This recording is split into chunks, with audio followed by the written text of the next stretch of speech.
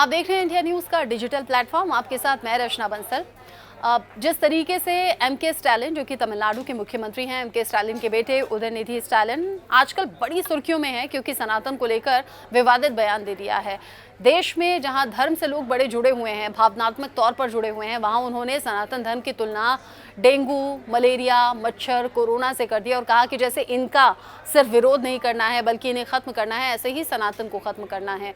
सनातन धर्म को लेकर जो टिप्पणी उन्होंने की उसके बाद मुश्किलें बढ़ गई हैं, लेकिन बार बार दोहरा रहे हैं कि अपनी बात पर मैं कायम हूं और किसी भी तरह की कानूनी कार्रवाई का सामना करने के लिए भी तैयार हूं क्योंकि मैंने कुछ गलत नहीं कहा। वो कह रहे हैं कि हिंदू धर्म में यानी कि सनातन धर्म में जिस तरीके से जात पात का भेदभाव होता है, उसी भेदभाव को खत्म करने की बात मैंने कही थी। मेरी सोच सही थी और मेरे बयान को तोड़ मरोड़ कर पेश किया जा रहा है, लेकिन अपनी बात पर मैं अभी भी कायम हूँ। अब जैसे ही एक्शन हुआ, यानी कि जैसे ही बयान दिया, उसके बाद रिएक्शंस की भरमार चारों तरफ से देखने को मिल रही है। खासतौर पर बीजेपी तो हमलावर हो गई है। ये पूछ रही है गठबंधन में क्या यही हुआ था? इंडिया नाम का जो गठबंधन हुआ है, क्या उसमें यही स्ट्रैटेजी बनी थी कि हिंदुओं पर वार करना है, कि सनातन का खात्मा करना है, जो कि कभी हो नहीं सकता। इस बीच एक और विवादित बयान मैं कह सकती हूँ इसमें जुड़ गया है।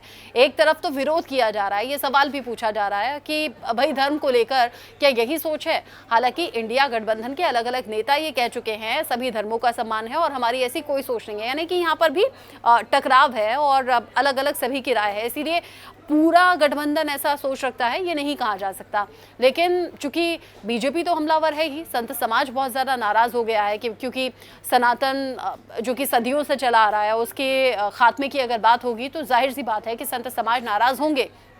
लेकिन संत परमहंस दास ने एक विवादित बयान दे दिया है और बाकायदा फोटो साथ में लेकर उस पर तलवार से वार करके और ये कहते हुए संत परमहंस दास नजर आ रहे हैं। वो ये कह रहे हैं कि जो इस शख्स की यानी कि उदयनिधि स्टालिन की गर्दन को कलम करेगा उसे 10 करोड़ रुपए में दूंगा।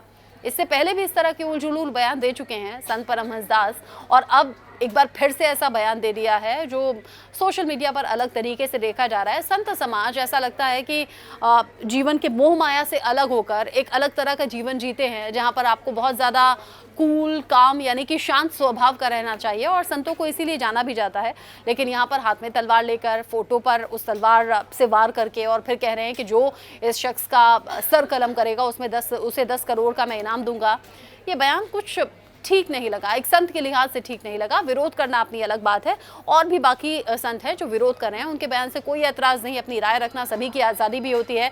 लेकिन ये विवाद को और बढ़ाने जैसा है और ऐसे ही उकसावे में कई बार घटनाएं हो भी जाती हैं। ऐसा आपने इससे पहले अलग अलग केसेस में देखा होगा।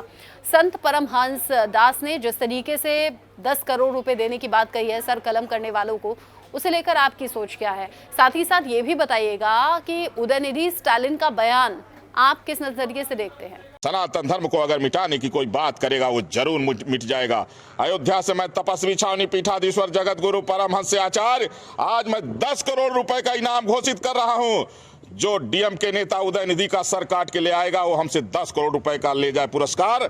और इसके बाद भी अगर कोई नहीं ले आया तो हम तलवार तैयार कर लिए हैं, मैं स्वयं रवाना होऊंगा और उसका सर काटूंगा।